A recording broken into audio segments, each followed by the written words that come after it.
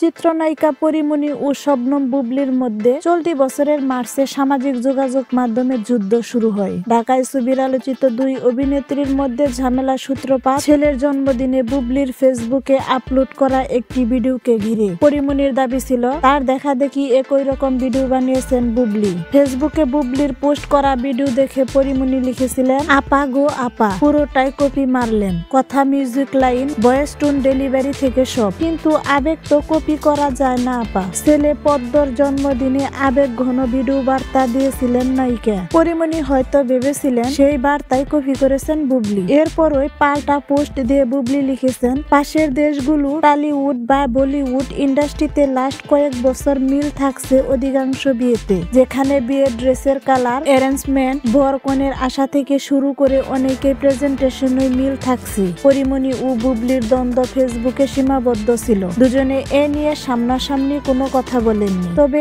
একটা সময়ে বুবলির বড় বোন, এক সময়ের গায়িকা নাজনীন মিমি ইঙ্গিতপূর্ণ কথা বলেন পরীমনিকে ঘিরে। তারপর পরীমনিও তেলে বেগুনে জ্বলে ওঠেন, ফেসবুকে আরো কথা বলেন। বেসরকারি এক টেলিভিশনে দেয়া সাক্ষাৎকারে 9 মাস আগের সেই প্রসঙ্গ উঠতেই পরীমনি বলেন, আপনি শবনম বুবলি, আমাকে ডাকবেন, আসো তো পরি, কি হয়েছে, চলো বসি, কি হয়েছে দেখি, তা না করে আপনার ভাই বোন 14 গোষ্ঠী নিয়ে আমার গলা চেপে ধরবেন। পরীমনি আরো বললেন, বুবলির বোনকে তো আমি চিনতামই না, ওনার বোন যখন একটা বাজে স্ট্যাটাস দিচ্ছে, এসব যখন আবার আমার লোকজন আমাকে দেখাচ্ছে, তখন তো বিষয়টা দুঃখজনক। যার সঙ্গে আমার কথা হচ্ছে তারই আমাকে বলা উচিত। আমার সবকিছু আমাকে জবাব দিতে হয়েছে। আমার তো আর কেউ নাই, থাকলেও অবশ্য আমি কথা বলতাম, কারণ সমস্যাটা যেহেতু আমার। এখানে পরিবারকে টানার কোনো অর্থ তো হয় না। আমার কাছে যেটা আছে সেটা হচ্ছে সত্যি, এই সত্যিটাই আমার শক্তি। বুবলির সঙ্গে পরীমনির সম্পর্কের তিক্ততা যখন সামনে আসে, তখন অনেকে ভেবেছিলেন